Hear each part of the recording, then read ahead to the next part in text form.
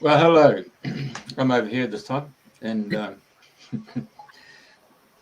lady in apricot, of course, is my co-host from the UK, none other than Andrena, Forrest, and our guest is who she's going to introduce tonight, and I'm looking forward to it. So take it away then, Andrena. Hi. Well, welcome everybody. If you're listening to the new Dream in the New Dream on the replay or live, today is the 25th of August 2022, would you believe? Which is a number 3 day, and we have 3 of us here today. And I'm in Bristol at the moment. Michael's in Birmingham and Jeff's in Brisbane. So we got the 3 Bs. It's my great pleasure to welcome Michael Feeley with us today. I've listened to some of your talks. I just love the ancient knowledge and wisdom that you've been bringing through. So you're an author of, I believe, 7 books. Excuse me. You're doing ebooks. I see you've got children's books coming out.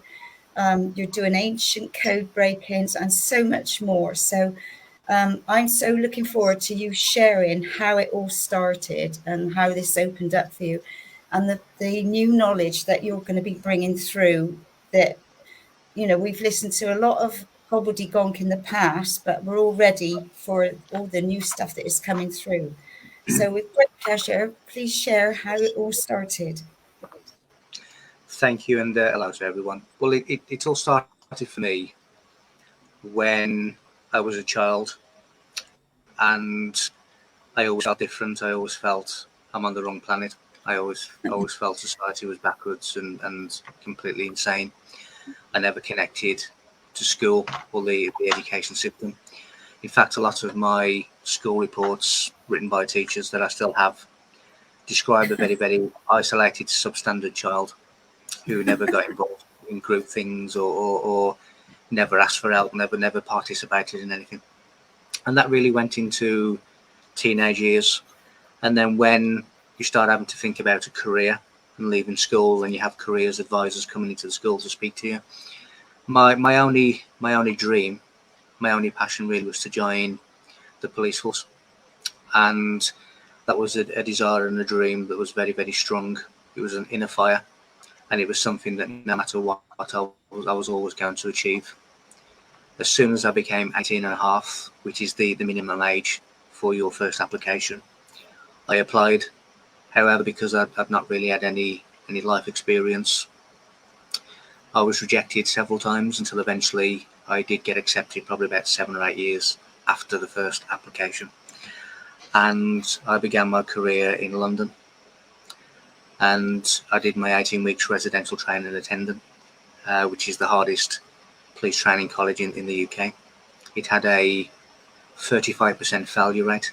It had an on-site doctor and nurse because of the stress. It was morning parades, uniform inspections.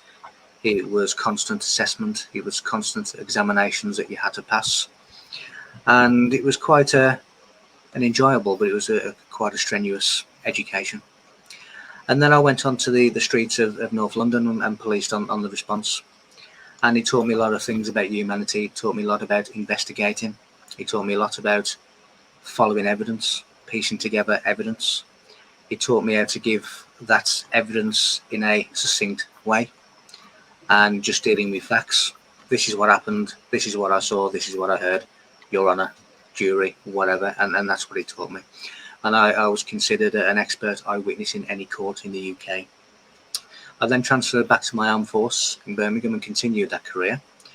And probably about 12 to 15 months before what turned out to be the end of my 30-year career, which was year 17, in the year 2009, I came to be very, very disillusioned with what I was seeing and what I was being asked to do.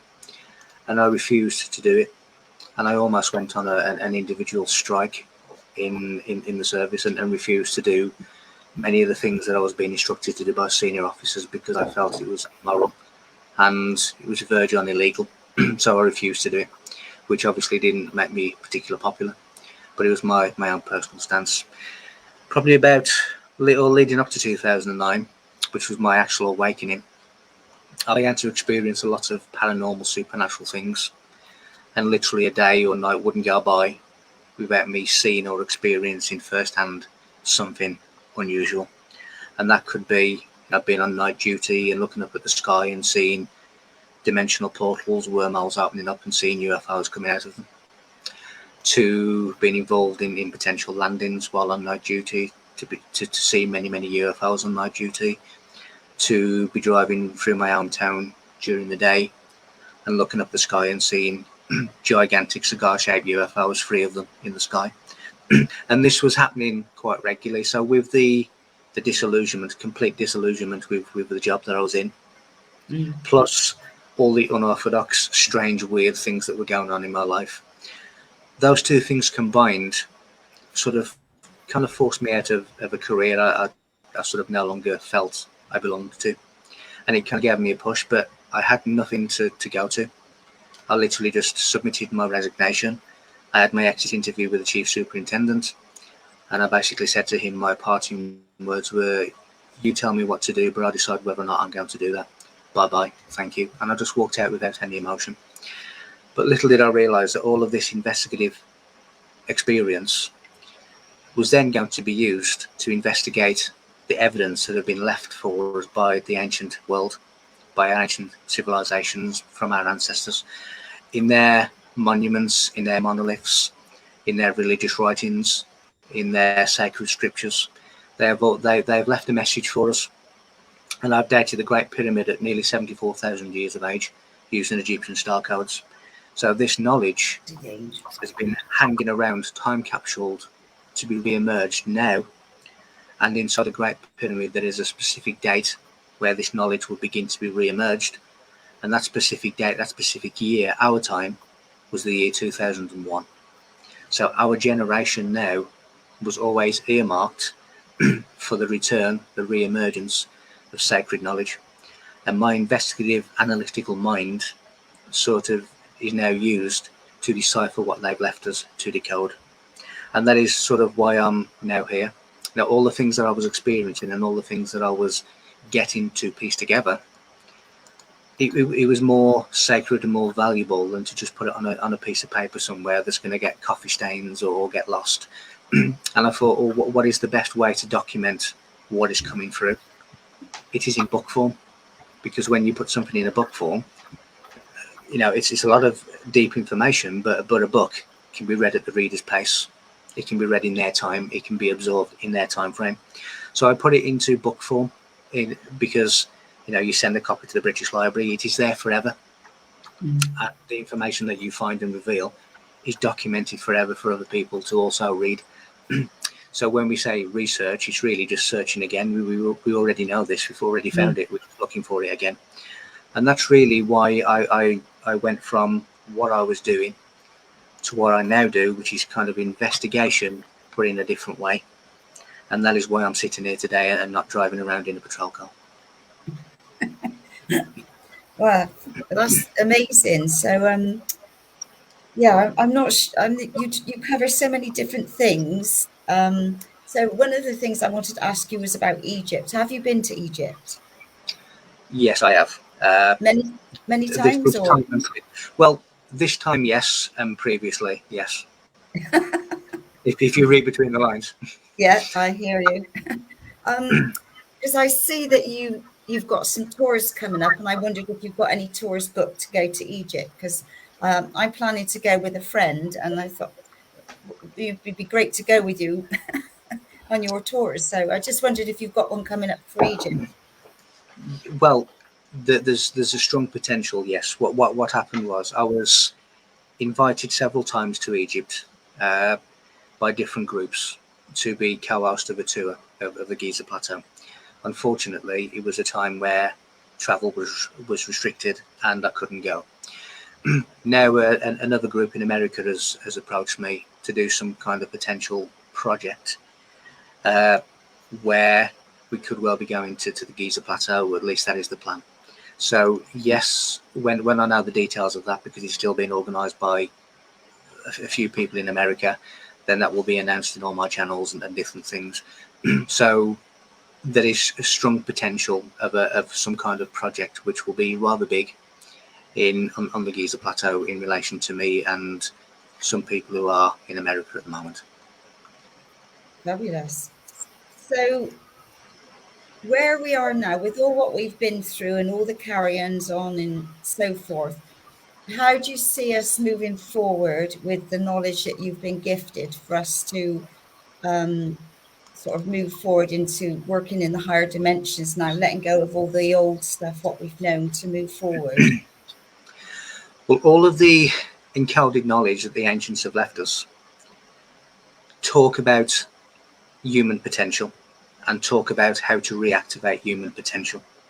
So it really is a case of enlightenment and knowledge and wisdom, which they have left us to decipher.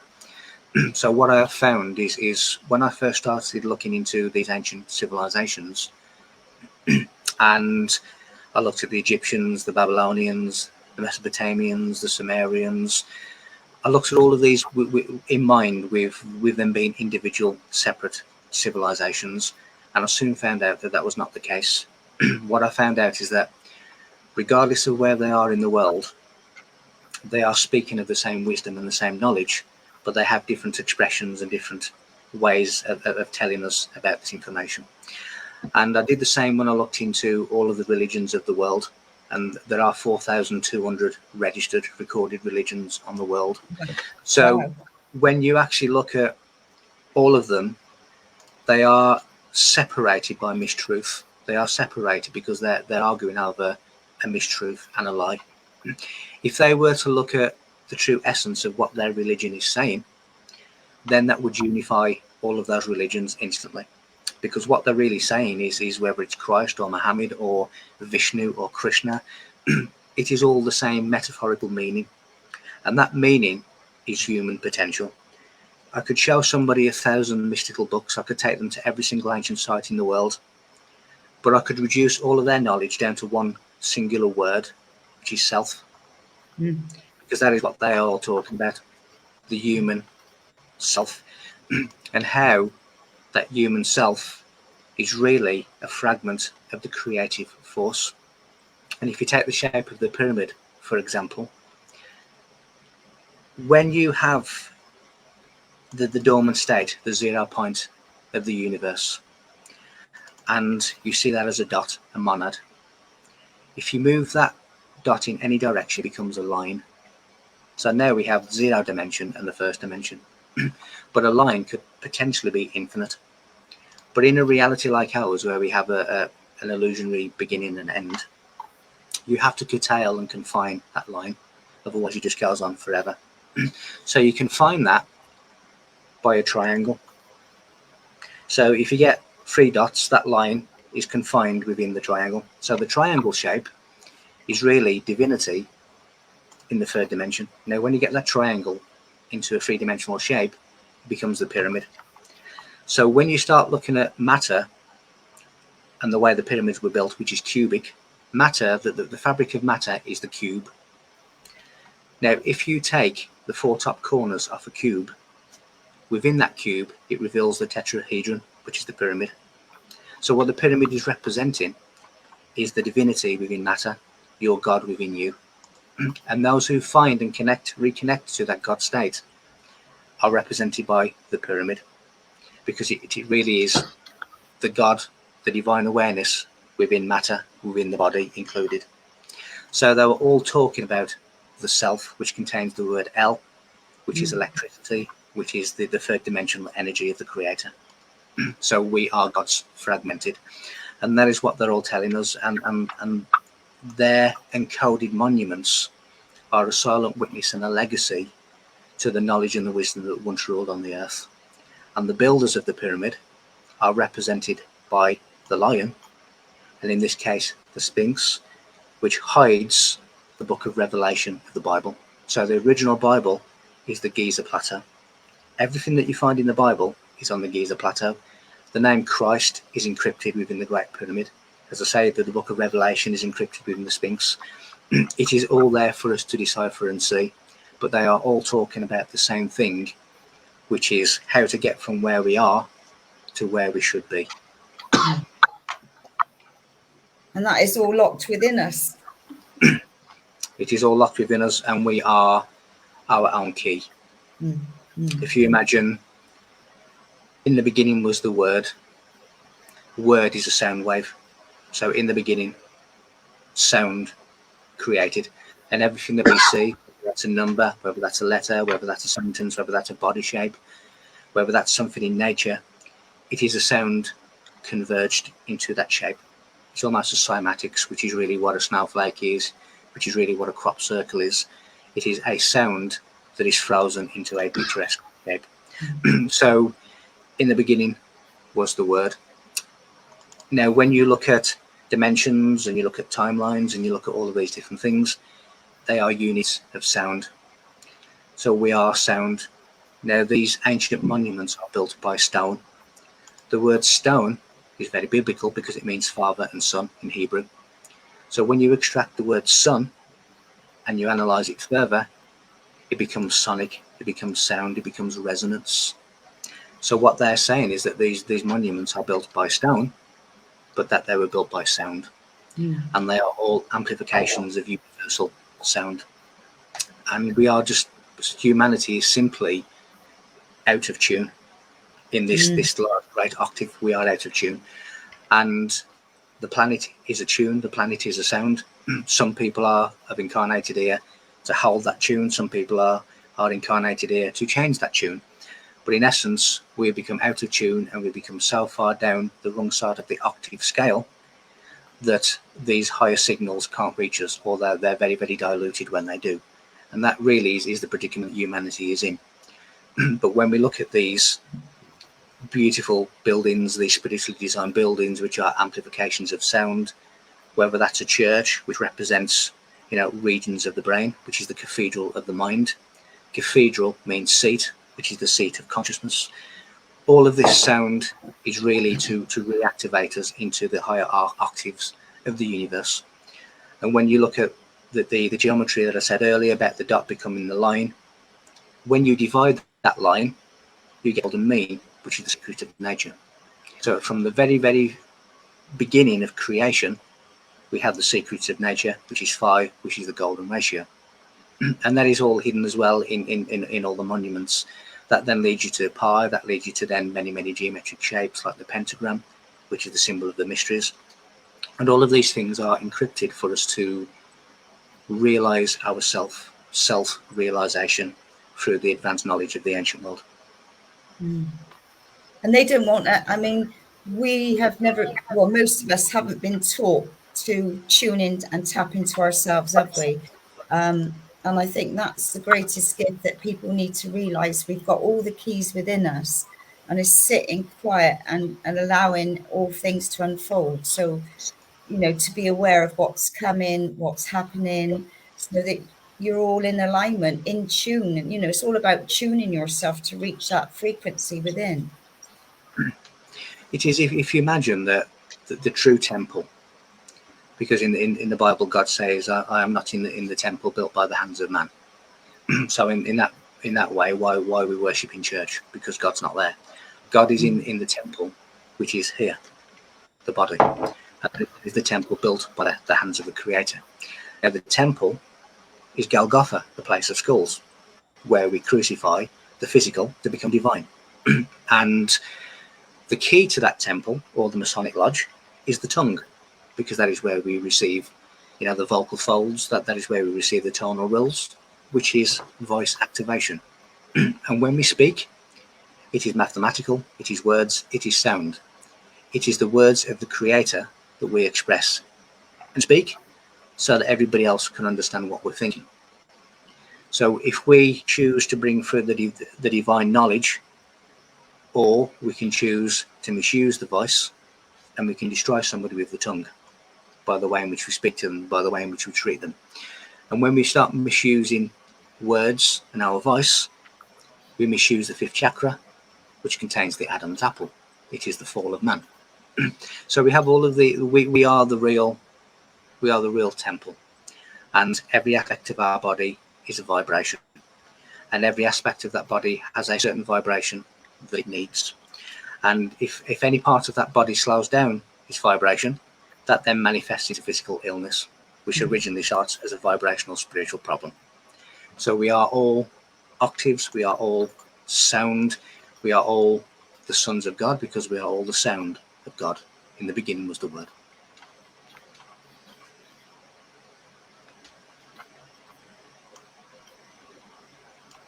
And that is what. I think she's frozen. Yeah. Yes. So that really is what they're all telling us, what they've all left us to find, which is really human potential. You know, the riddle of the Sphinx is human potential and how we get ourselves out of where we are to where we could be. We are sound. The universe is sound. And I just saw a question from Andrew talking about, do you think Jesus spent a period learning from ancient mystery temples? In my opinion, there was no such person as Jesus Christ. Jesus Christ was not a physical man. Jesus Christ is a metaphor for your inner fire, which is, if you imagine the body, the likes of Moses, the likes of Noah, the likes of Christ are anatomical processes of enlightenment. So when you get the likes of Moses, who takes the Israelites, which is ignorance from captivity, which is the lower part of the back, the lower chakras, he takes them on the exodus to the land promised, the promised land. That is from the base chakra to the crown chakra.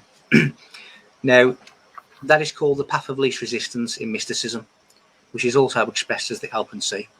So when Moses parts the Red Sea, it's really talking about the open sea of the path of least resistance from the base chakra, which is captivity, to the promised land where you see the burning bush, which is the fornix of the brain, which is your inner illumination.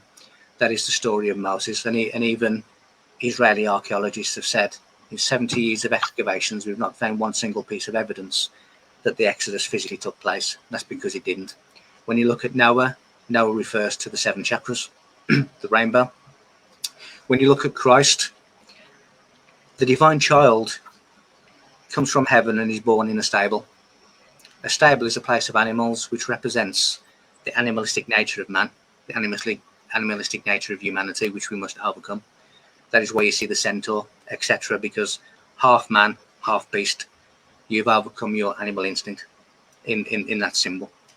So Christ comes down into the stable, the animalistic nature of man, where he has to progress and resurrect and rebirth himself in adverse conditions. That is talking about divinity in this world. So when you look at Christ, and there is no physical evidence that Christ ever existed. In fact, the Jewish Messiah was a character who fought Emperor Hadrian, and he was known as Shimon Bar Kokhba. He was known as the Jewish Messiah who fought the Romans in Scotland, which is the true Holy Lands, not the Middle East. So when you look at the journey of Christ, he takes you up Jacob's ladder, which is the spine, 33 vertebrates. So we have the Christ seed that is in the spinal and cerebrospinal fluid, which is saline based. Saline gives you sal, gives you salt, gives you salvation. So we have this seed in this oil. Oil is the anointed, and he gets taken up by Mother Mary, who holds the hand of the Christ seed. Mother Mary is the Egyptian Isis, which is the Kundalini, the serpent, inner serpent fire, the divine feminine energy. And it takes it up Jacob's ladder, up the body, taking the solar seed from the solar plexus, where it takes you into a place in the brain by the pineal gland called the vault. The vault means tomb. Now, all of these brain regions and bodily regions are confirmed by Gray's Medical Dictionary. Now, this crucifixion of the Christ seed happens by the 33rd vertebrae, Atlas, Atlantis. And that is why Christ died age 33. He's talking about the region of the 33rd vertebrae of Jacob's ladder, the spine, where you also find Atlantis, the mind. So Christ now goes into Golgotha, in the vault, in the tomb, in between the olive and the pyramid, which are 2 regions of the brain. So the Christ story is a metaphorical story of the inner process of your own illumination. So Christ is far bigger and far greater than one individual person. Now, when you talk about Christ being the only begotten Son, when you start to analyze these biblical words, only means one accord, and begotten means wounded lamb. So in other words, the wounded lamb falls behind the flock, it needs nurturing, it needs more help to bring it into one accord. So what Only Begotten is telling us is that we will all be brought forward together, one. And that is why we exist, or we will live eternally through Christ, because it is talking about our inner illumination. All of these biblical stories, all of these biblical characters are talking about the same thing, as are the characters of other religions. So Christ wouldn't have spent time in the mystery schools because there wasn't a physical Christ, certainly not the Christ that is being taught by the church. Wow. Well, excuse me, that's certainly thrown a different light on a lot of things we've all been taught. But a lot of what you're saying makes sense. I'm still getting my head around a lot of it. But yeah, phenomenal answers. And I'm just amazed that you can just go do non-stop with all of this information. So obviously you've done a lot of research.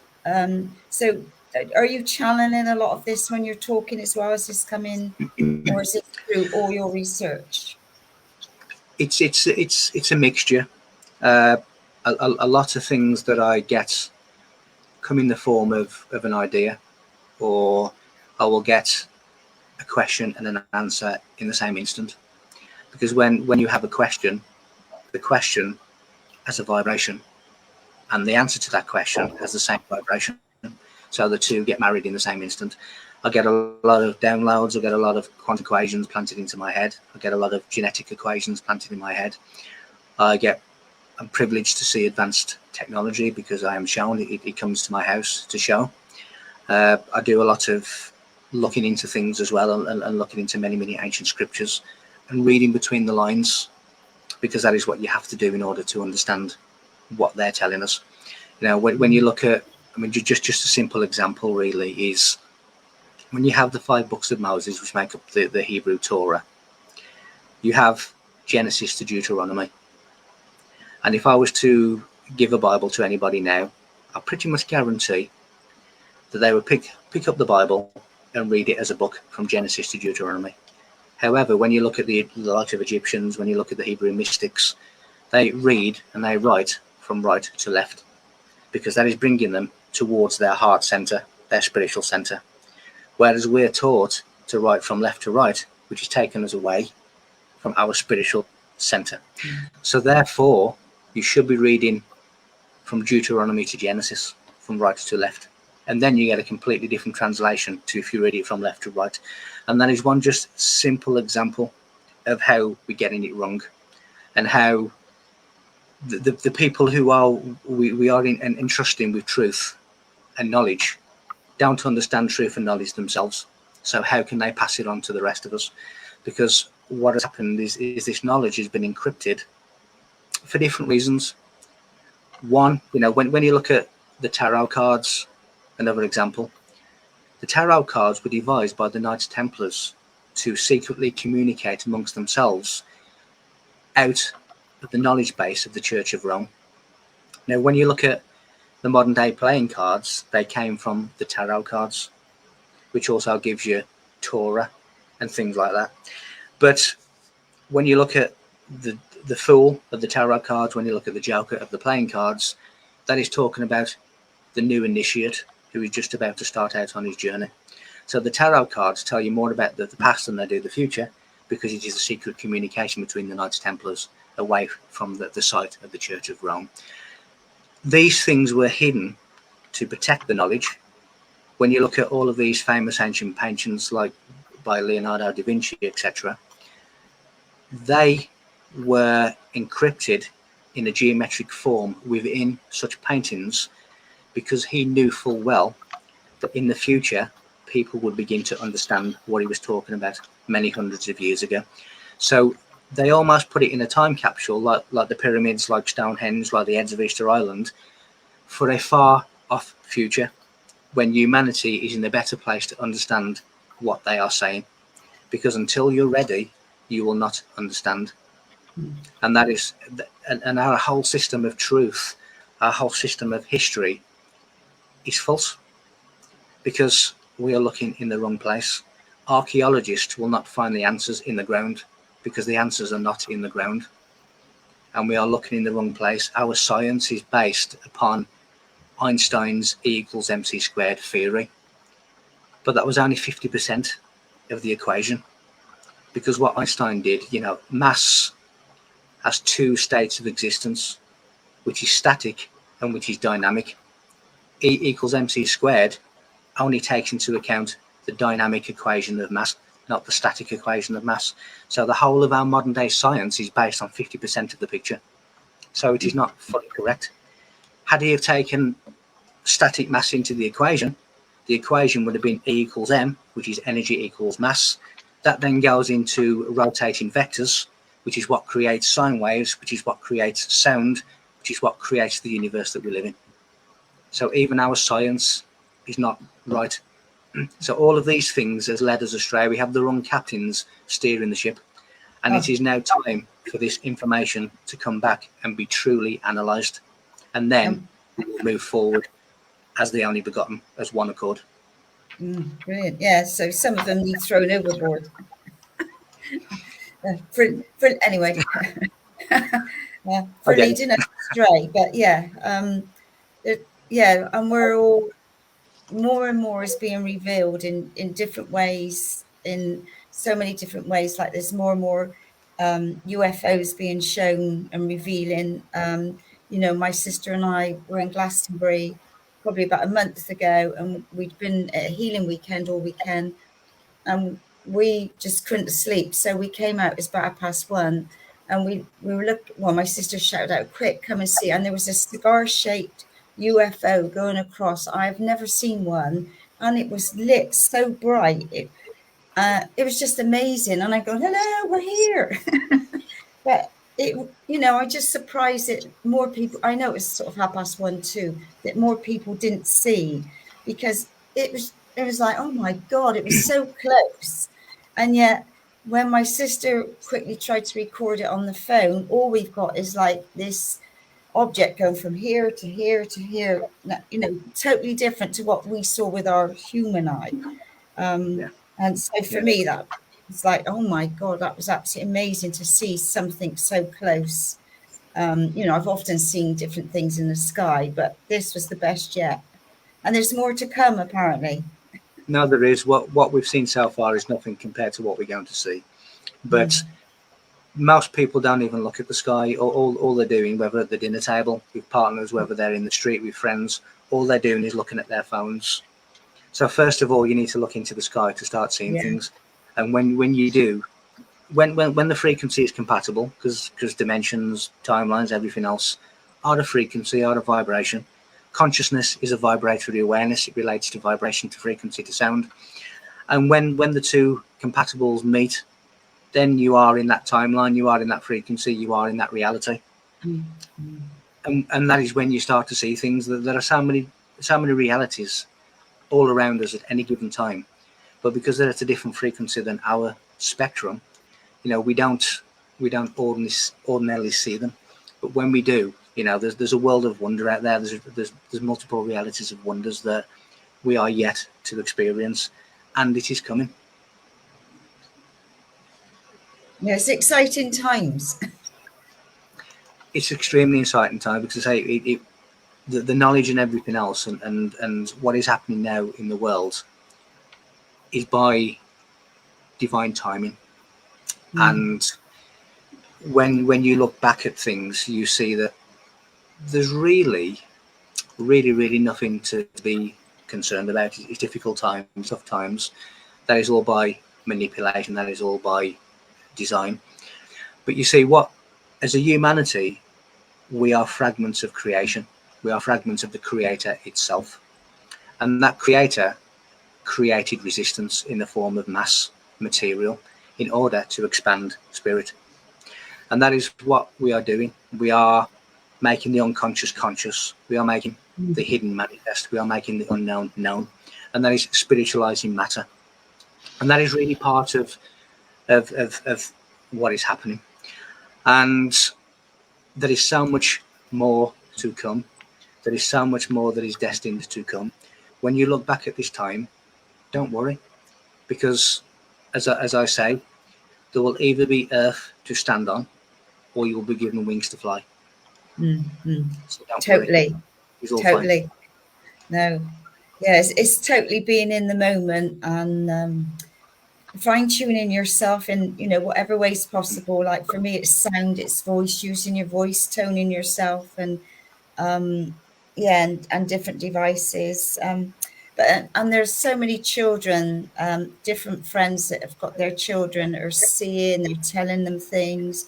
And I know we had Mary Rodwell on weeks ago, and she was sharing about the children, you know, the gifts that they got. So, and I think they are waking up the parents, aren't they? They are in many respects, because they have an advanced genetics, they have an advanced knowledge. Well, I say we all have the advanced knowledge, but we've forgotten it. We've closed the book and we don't read it. But they have the book open. They have the knowledge that they've come with, and some of the things that the children come up with, and some of the you know, if we listen to them, we get taught by them, we learn from them, because it's not been that long since they came here, so it's not really been programmed out of them yet. So, you know, they are the next generation. They are the ones that will take humanity, as the Egyptians call it, into the seventh civilization, which are the flame bearers of knowledge. And that, again, that is symbolized by the Olympic flame, by your Statue of Liberty flame. All of these different things are there to teach us and to tell us. And we are going from the unknown into the known. And there will still be pockets of those who don't get it. Well, they'll have to wait until they do. But the ones who are ready to move forward are no longer going to be held back by those who are not getting it. We are going to move forward. We are going to come into, you know, a flame bearer of knowledge age, where this information will come back again. And it is coming back. It is time to come back. It was set to come back. It's travel time 74,000 of our years till now, and it's coming back with a vengeance. I know that you've got children's books coming out, or stories. What are they going to be based on? Are they going to be obviously with all the new information? Yeah, what I wanted to do was to take this knowledge and bring it into the mind of a child. And the reason being is they're taught so much incorrect information that I wanted to address the balance. And the whole story really is this young child who spends most of his time alone in his bedroom. He's isolated, which is really me. The character is me as a child. And he hears a knock on the door, and he basically opens the door. There's no one there, but he looks down and there's a book on the doorstep. And he thinks, strange, but he takes the book and he takes it to his bedroom and just puts it somewhere in the bedroom. And every now and again, he just has this real urge that he needs to get the book and flip through the pages. And when he does so, he gets transported to a different part of the ancient world. And one of them would be Egypt, one of them would be Stonehenge, another one would be Atlantis, and different things. And when he's there, he's met by a guardian. And the guardian takes him, allows him to have his childlike fun. You know, he swims with dolphins, he does all the things that children would do, given the chance. But then at some point, the guardian says, you need to come here now, I need to have a word with you. And he then says, I now have some information that I need you to take back to your time. And he basically tells this character the true meaning of where he is. So if he's in the Great Pyramid, he tells him that the secrets of the Great Pyramid. When he's on Easter Island, he tells him the secrets of Easter Island, the secrets of Stonehenge, and so on and so on. And he comes back to his own time, and he thinks, oh, that must have been a dream. But then he looks down and he's actually got some kind of physical artifact from where he's been. So he's brought something physical back with him. So he then realizes that it was real. And then it's a series of 7, and each book will be a color of a chakra. So you are going through the chakras to enlightenment. And then at the end, all of the guides from each of the different locations join together for the last part of the story. So really, it's about this child who goes on amazing journeys, but brings back with him sacred, important information back to the modern world. I think it's going to be a good adult book as well. Well, the thing is, parents and grandparents are going to be reading these stories to the children. So Exactly, yeah. the children are going to be asking questions. So it's kind of a double-edged sword in relation to it. It's set for children, but it's going to be adults who are reading it to children. So it's kind of taking all of that into consideration.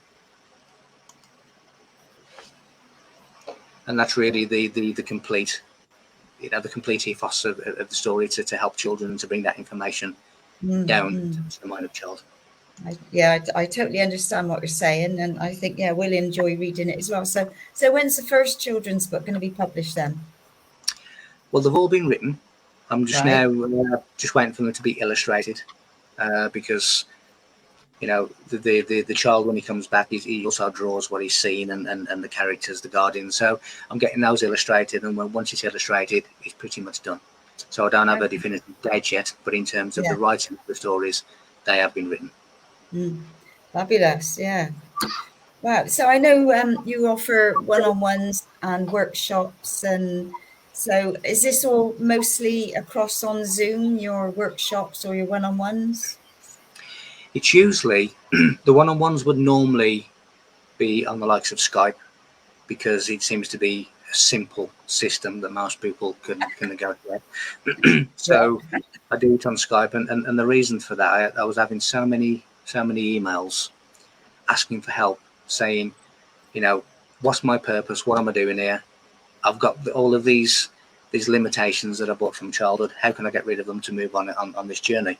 And I was getting so many emails of that nature that I thought, well, I might as well do something positive with it and utilize it and do it correctly. So that's really why I wanted to offer this service, and it can be anything from a spiritual nature that the problem movie provides a safe space, or it can literally, I want to talk about the Heads of Easter Island, I want to talk about symbology, I want to talk about this. So it's really the person's time to utilize as they wish, to ask questions, to discuss problems, all of these things of a spiritual nature. And so that's your one-on-ones. So what about your workshops? About the what? Sorry, the workshops. The workshops, again, is kind of a work in progress. The workshops that are coming will be a complete day, for instance, where I'll choose a subject and we'll literally go chronologically for the whole subject, which will involve interaction, which will involve certain symbols that I will send people away to go and look into and see if they can work it out, what it means, and come back and we'll discuss it, and then we'll say what it means, and if people have got it correct, and different things, and what that symbol means and how it can move people forward and what it's saying. So it would be an interactive, complete day filled with knowledge and self-help and finding things out yourself, and then coming back to the room and discussing it. So there'll be presentations and knowledge and interactions in relation to the workshops, but that is a work in progress that I'm working on to fill the day with. So do you sleep at night? I do sleep at night, but I do sometimes get information that comes into my head that wakes me up and I have to write down. Just the other night, I was in bed and I guess it was some kind of in-between state, and I put my hand down and I could feel sand next to me on the bed, and I was actually lifting the sand, and it was like just dropping it and letting it fly back onto the bed, and I kept getting the words "prisoner of the men of the sand," and I'm thinking, well, that's strange, I'll write that down, and then the next day I'll look, probably about 3 or 4 o'clock in the morning now, so I'll write it down and I'll come back to it in the morning.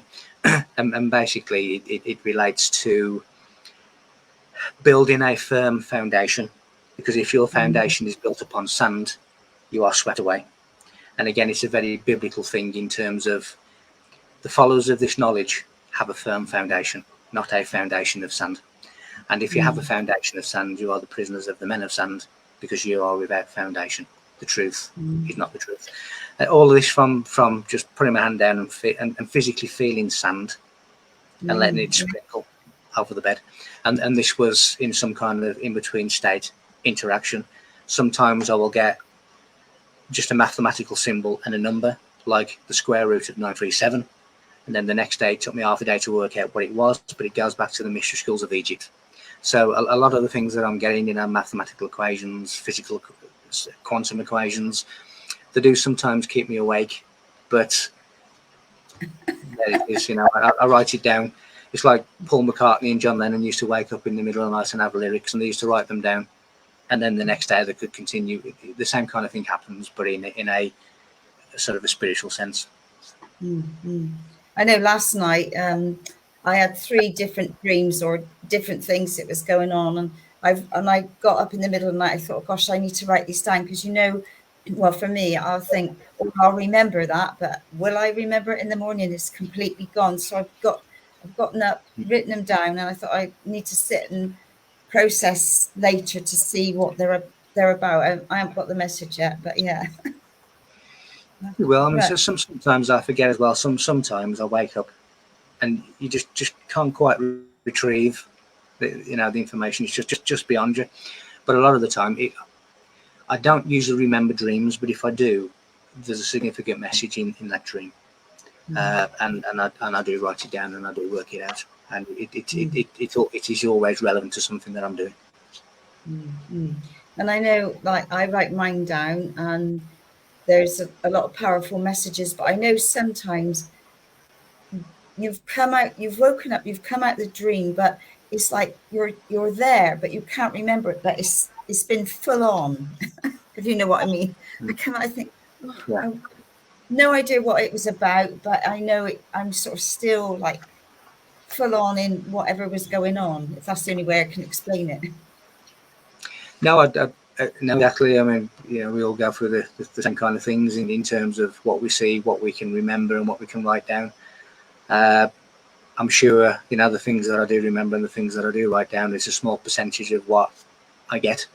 But when you sort of when your awareness shifts from there back to here, then information is lost in that transition. When you shift your awareness from the different aspects of you who are in multiple locations at once.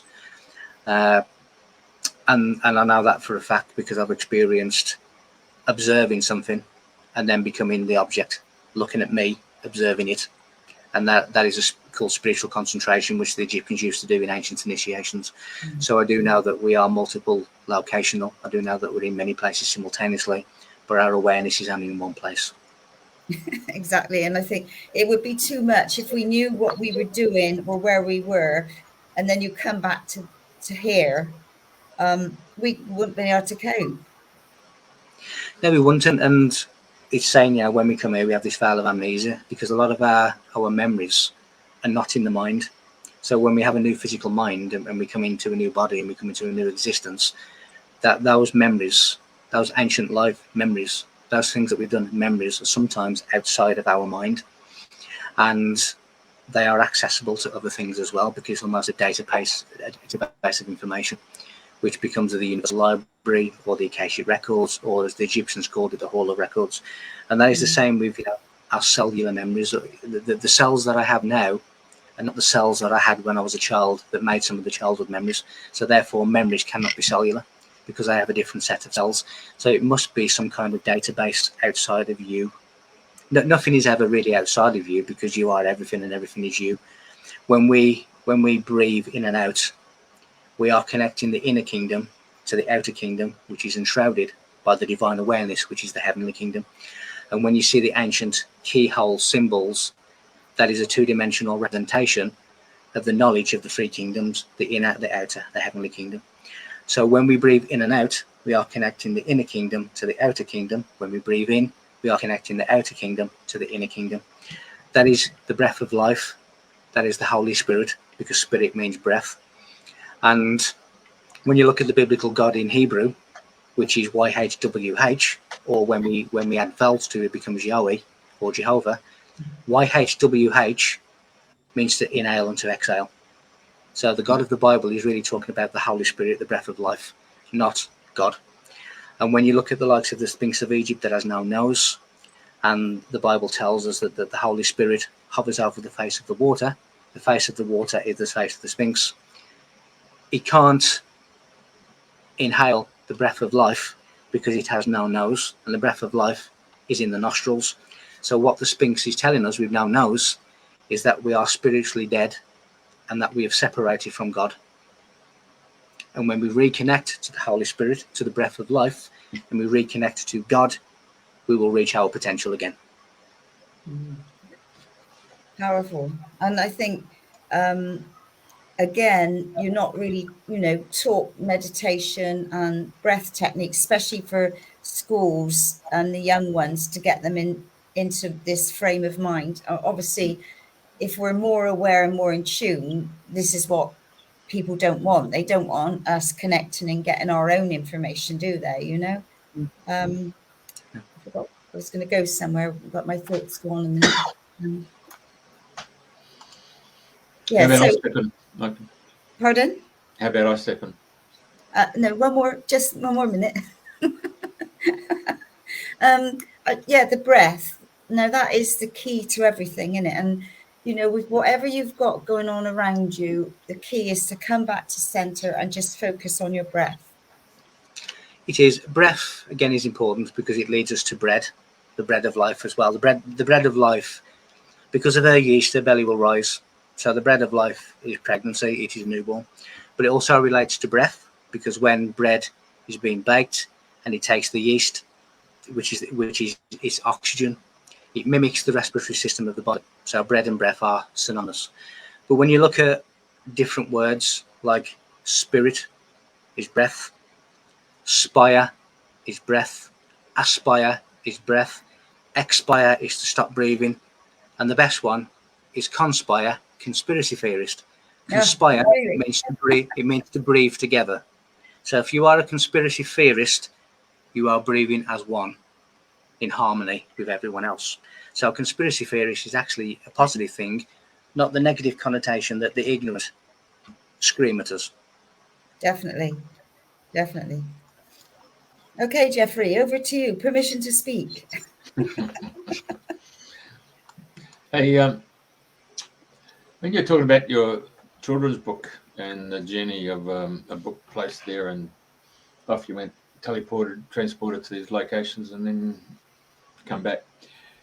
While I was listening to that, I actually got the overlay of your original story at the beginning, or somewhere about 15 minutes beforehand, when you were talking about the Jacob's ladder and the 33 ribs and the Atlas spot and all that stuff. I could see a book coming through where the same journey of the child, where it opens up and meets the best way to talk. If you're going to talk to kids, you have to talk about computer language. So you have to say, we've got an operating system here and we've just turned on the program. And the first program is you meet the guy who's in charge of the base chakra. And he comes in and starts talking to you and say, this is what's going to happen. This is your archangel or guardian or doorkeeper. And then each chapter is as you step through that whole scenario until you get into your vault. Yeah? Does that make sense? I can see that coming through as a great storyline. Yes, it kind of isn't. And that's why there are 7 in the series, or at least the first series. And each of those 7, the colours of the books will secretly be a different colour of a different chakra, obviously going from your red, your base chakra, to your gold of your crown chakra. And it is kind of a doorway where when you are going through the different chakras, which are themselves octaves and keys to universal octaves. And no, absolutely, it is that kind of theme. But it's also it's bringing that theme in terms of the Jacob ladder, in terms of the chakras, in terms of the journey, the advancing journey. And that's why really the final book of the 7 brings together all the guardians, all the characters. When we start talking about the angel within, again, that is breath, that is the breath of life, that is God within us. And our archangels really are our own intuition, our own, should we say, compass. So yes, it is that kind of theme where this is taking the children through each of the chakras, which are an absolute reality in themselves, and it brings them greater and greater and greater knowledge for him, this character, to bring back to his world, to pass that on to the modern civilization. So it's almost opening a complete doorway from what we deem to be the past to what we deem to be now. So it is that kind of theme, but just expressed in a different way. Well, yeah, I could see the first Guardian turning up when the young fellow was putting together a computer, and he's pulled out a motherboard, and the guy's actually, a woman turns up and says, "Well, in the old days, I was called Gaia, so I was a universal motherboard who gave birth to all these different programs." Yeah. Look, I mean, again, the womb is significantly important. We have the womb that brings us into the third dimensional world. We have galactic consciousness, which is known as the galactic womb, where you have galaxy and galactic. Gala means mother's milk. You have the Milky Way, which is the mother's milk. So the womb up there is minimalized to the womb down here. So that really is the mother, and the divine force that is connected to the planet Venus is your Kundalini, which is your inner serpent, and that is your feminine divine force that is activated and goes up Jacob's ladder, activating the chakras as it goes. So the mother, the divine mother, the Kundalini, the Venus, the Queen of Heaven, which relates again to Mary and Isis, is all inside us, but it is connected to the cosmic womb. And when you see the likes of President Donald Trump and other people doing this kind of hand gesture, the two thumbs together relate to the return to the ether. Now, the bottom triangle, if I can get that right on the camera, relates to the womb, returning to galactic consciousness, the ether.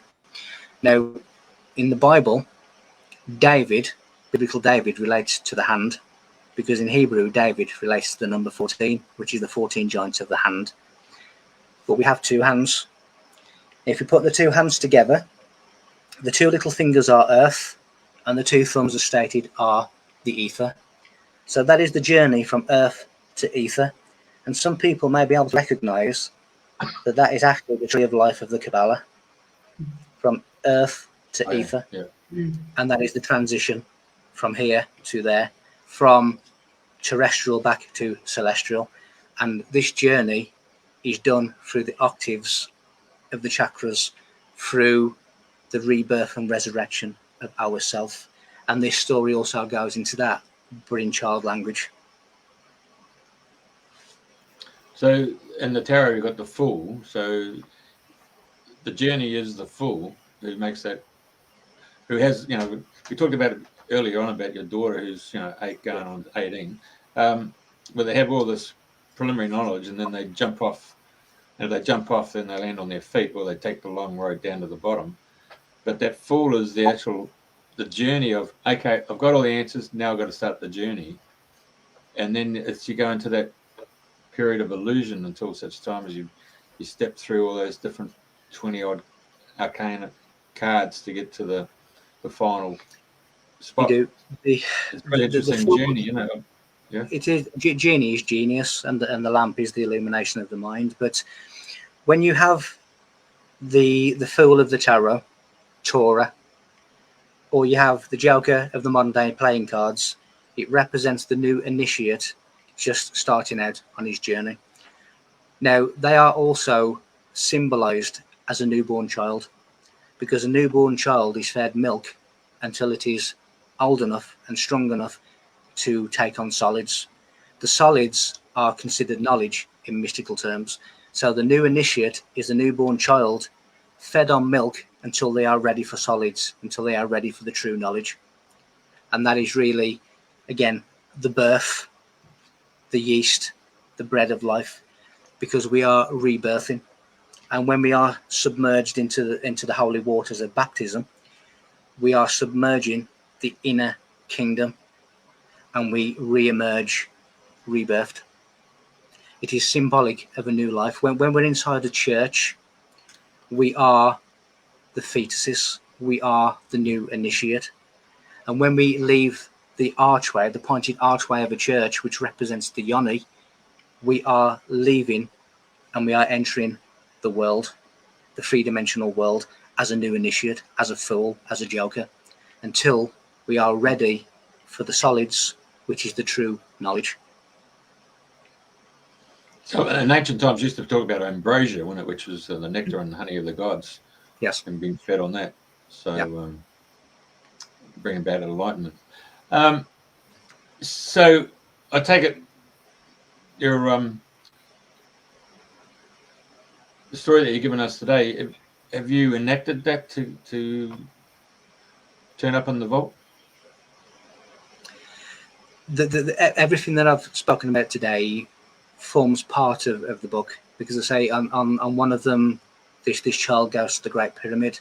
On another one, he goes to Atlantis, and then on another one, he goes to Easter Island. On another one, he goes to Stonehenge, and he meets with a druid, and this, that, and the other. So all of these things that have been said form part of the book when we reach that particular section of the story. So, as I say, goes to the Great Pyramid. He's met by a guardian who is a pharaoh. He's taken around the pyramid. He has a good time. He's shown certain things, and then gets called aside and said, "Now I have something to tell you, and I need you to take this information back to your world." And that is the true meaning of the pyramids, what they are. And then he goes to Easter Island. He does the same, and then the guardian pulls him to one side and says, "Now this is why you can only see the heads of the statues." He goes to Stonehenge, and the druid tells him this is what it is. He goes to Atlantis, and the guardian says, actually, Atlantis is a state of consciousness. It is a state of mind. And he brings all this information back to his world. Now, it stops there for the first series, because what this child then does, in my mind, is he becomes a bearer of knowledge, and he then passes it on to the people of his world. So that may be the second series, I don't know, but the first series basically has him accumulating all of this ancient sacred knowledge, which he brings back, on separate occasions back to his world. So he now has a full understanding of the ancient world. It brings forth its sacred knowledge, which will help humanity to progress. So would you say that you empathise with this whole character of being yourself, Personia, and you've actually undertaken this journey yourself? So Mary Rodwell, your good friend, mentioned several times when she's been on the show that children these days can pick up the book. They don't read the book, they read the energy that's been brought through by the author, and it's been inlaid into the words, and they just say, yes, that's truth, So I take it the same thing will happen with your books when people pick up the book. As they go into it and they go into the energy of the words, they sense it, they feel it, and they really undertake the same journey that you've taken. Well, that happens in my adult books, and myself. I've looked at my own books, and when I've looked at words, I've seen them turn into colours. So, if it happens in my books for adults, then it's going to happen in the book for children. And I have personally seen my words become colours, and of course, colours are a frequency, and letters and words are a frequency, and that frequency penetrates and connects to us. So, yes, that's what will happen. Right. So this particular book took my fancy. The Serious Point, Stargate to the Gods. I mean, what's the principle behind this story? Again, that is one that is a work in progress. But the idea of that is there's a place in Egypt called the Serious Point, which is really as significant as the Giza Plateau and other regions of Egypt. But not many people know about the Serious Point and what it is and where it is.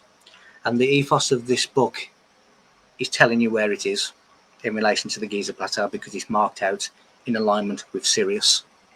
Whereas the three main pyramids of the Giza Plateau are aligned to Orion. There is a monument, shall we say, not too far away from Giza, that is perfectly aligned to Sirius, and that is the Sirius Point. And that is a significant kind of portal area. And that really is the ethos of the book, the Sirius Point. It goes into this relatively unknown section outside the Giza Plateau that is aligned directly to Sirius, which is important in ancient Egypt.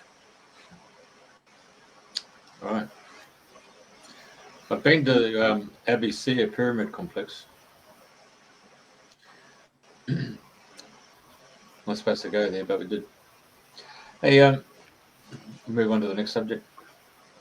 Andrena, you got anything?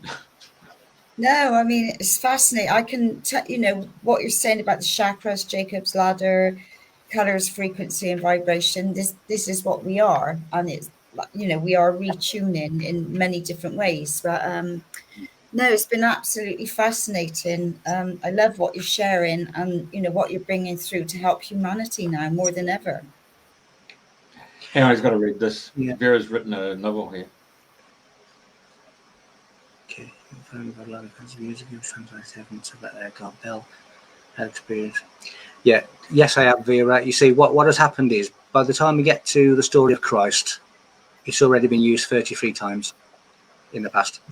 So what you find is that, Mary and Jesus was really, in recent times, Isis and Horus and Tammuz and Sol Invictus and all of these different things. So by the time we get to Christ, the exact same story, born on the 25th of December, was a Messiah, died on the cross.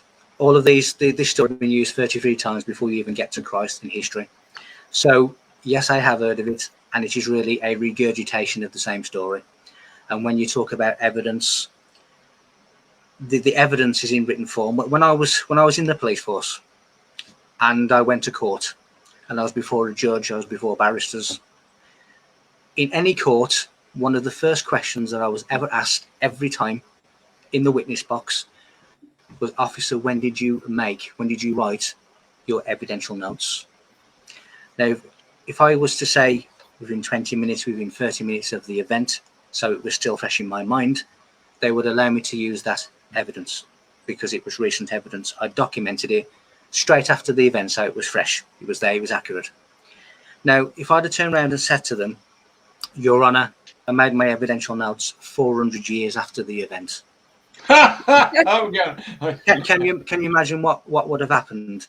Now, we are expected to believe that the story of Jesus that was written by the own admission of the Bible writers was written 400 years after this so-called character existed. How can that be accurate? If I was to say now, write about what I said at the beginning of this interview, I don't know. I can't remember. I bet the two house cards, and I bet the audience cannot remember what I said at the beginning of this interview was just over an hour ago. So in 400 years' time, how accurate are you going to be when you write about this? Not accurate at all. And yet we are told to accept this as valid evidence. It is a metaphor. And the gods of the past are magical formulas to open gateways and evoke entities. They are not real. They are metaphorical to teach us that we are God, to teach us of our potential, to show us the path back to divinity. And they would have been expressed in words, in pictures, in hieroglyphs, in different ways so that people can understand what's going on. And it has been misunderstood and it has been mistranslated.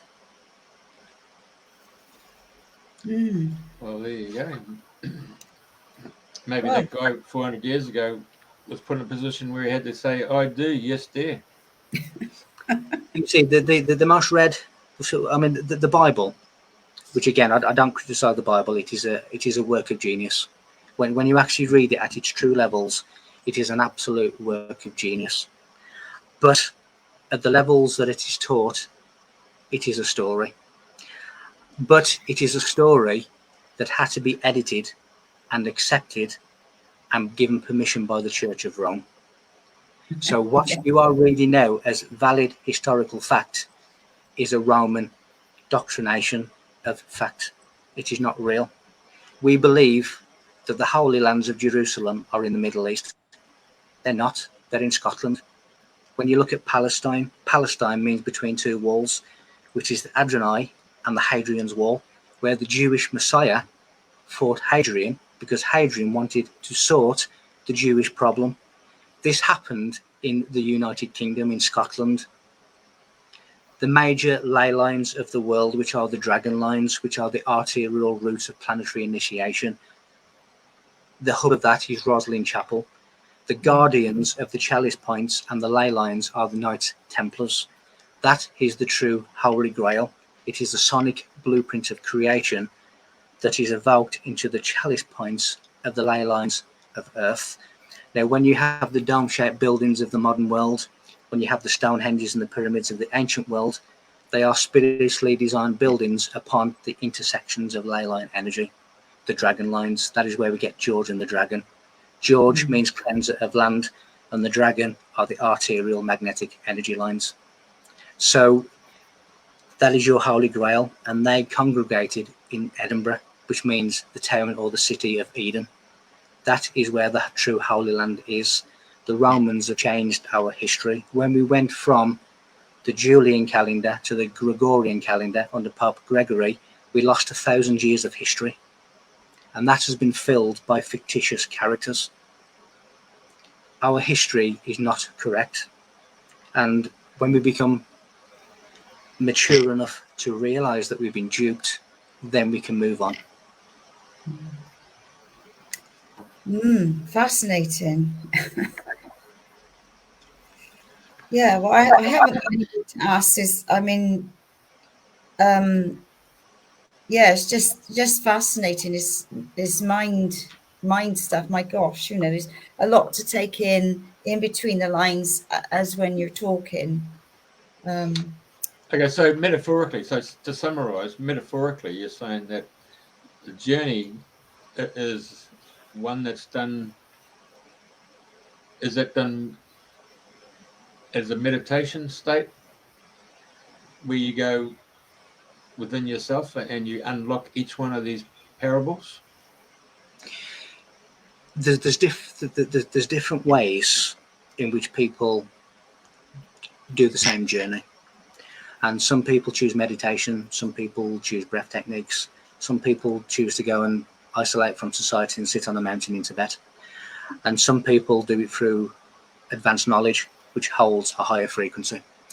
Whichever way suits you is the way that you walk the path, because I find it difficult to meditate because there's always something going on in my head, and I find it difficult to switch off. I don't do breath techniques because I never have, but I do knowledge. I make myself an open channel to receive knowledge. I connect beyond the 5 sense reality, which is really what the higher Forrest is telling us. It's telling us about the infinite expanse beyond the 5 sense reality. And when you do that, you start connecting to this advanced information. So that advanced information carries a very, very high frequency, which elevates me. So everybody has a different way in which to achieve the same thing. If I was to catch a train heading for, the centre of Sydney, and you were to catch a different train into the centre of Sydney, and some of your audience were catching other trains to get to the centre of Sydney, we're all heading for the same place, but we're taking a different means to get there, a different journey, a different route, a different rail track. But we're all going to end up in the same place eventually. So everyone has a different way. Now, when you look at the words, as we've already expressed, words carry energy, they carry frequency, which is a sound, and they carry a colour, which is a frequency. Now, when I've looked at the Egyptian codes and the Rosetta code, and you look at green, and how Osiris is really the green man, and how the colour of nature is green, which relates to 528 hertz. When I had the idea to split up the 528 hertz and divide it, I got 0.3125, which as a fraction is 5/16, which is expressed 1/4 plus 1/16. Now, in Egyptian I fractions, 1/4 is the pupil, and 1/16 is the ear. So what is that telling you? Those who have the eyes to see and the ears to hear will come into this knowledge. Now, that I got that from 528 hertz. Wow. So these things are there for us to work out, and that's part of the Rosetta code. Those who have the eyes to see and the ears to hear will find this knowledge. Those who realize that there's actually multiple levels of meanings between the lines, a mystical exegesis, which is reading between the lines. When you look at it and you have an understanding of codes and symbols, and you look at the Bible thinking, there's a hidden meaning here, there's more to this, you will find it. because it will connect, but it will only connect when you are ready to connect with it. It is hidden. And there's many examples of the hidden becoming manifest. If I was to, for argument's sake, show you the number 18, and I was to say, what can you see? You'd say, I can see the number 18. But what I see is the number 18 plus 2 9s that are hidden. When I look at a photograph and I see a family portrait, and I see the family, but I also feel the presence of the photographer, who is hidden but is still there. So if you want to understand the invisible, you must first have an open eye for the visible. An open eye is a saris. A saris means open eye. And what is the open eye? It is there, which allows you to see beyond the 5 sense reality. So when you start opening yourself up and have the realization that there's actually more to this than a story about a 120-year-old man building a wooden ark to house every single animal of the world. That is a children's story. So what does it mean? And when you start looking beyond the story, the superficial story, and you start submerging like the submarine, you then get to a deeper depth. And it's at that deeper depth is where the knowledge is hidden. And that is the mistake. People are taking the superficial story as historical fact. And when you do that, you will never, ever see the true meaning. Wow. Well, I mean, we could go on for ages talking about this because it's just endless. You've been a breath of fresh air and sharing your knowledge and your wisdom and all of these ancient codes. And yeah, absolutely brilliant. Thoroughly enjoyed it. Lots. And I look forward to reading the children's books first, and then I'll pass them on to the grandchildren. That's the idea. Yeah. But no, it's been really fascinating. So I thank you for taking your time out of your busy schedule and sharing all of these things with us, because I know there's so many of us on the same page with you, and opening up more and more, being more aware and not listening to all the rubbish that's been told and fed. And people are waking up now, and this is the greatest time in history that we have been here for. We're in training for. It is all timelines, all roads have led to this being a significant time. And that significant time is the return of where we should be, where we once were, not where we are now. We are beginning to understand what we truly are, not what we're being told we are. And there's a big difference. Well, I think that for today, that is absolutely fascinating. And perhaps later on down the line, you would come back and share more wisdom and codes with us. So yes, thank you so much for sharing such amazing information. Thank you very much, Beth. I'll put up all these comments, so they're all coming in. Okay. Right.